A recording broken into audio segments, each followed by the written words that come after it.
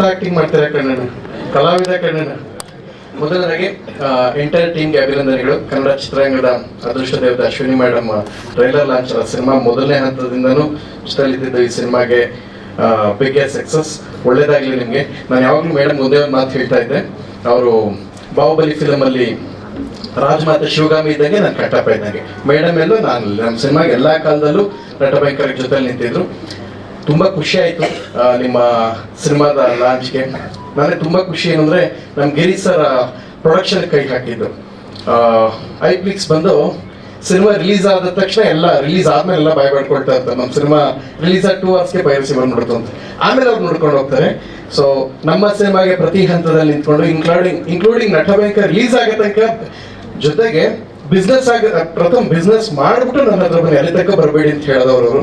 So ಇವತ್ತು ಎಲ್ಲ ಹಂತದವ್ರ ಜೊತೆ ನಿಂತದಕ್ಕೆ ಬಹುಶಃ ನಟಭಯಂಕರ ತುಂಬಾ ಒಳ್ಳೆ ಪ್ರೈಸ್ಗೆ ಕಲರ್ಸ್ಕೋಯ್ತು. ನಾನು ಯಾವಾಗಲೂ ಅವ್ರನ್ನ ಸ್ಮರಿಸ್ತೀನಿ.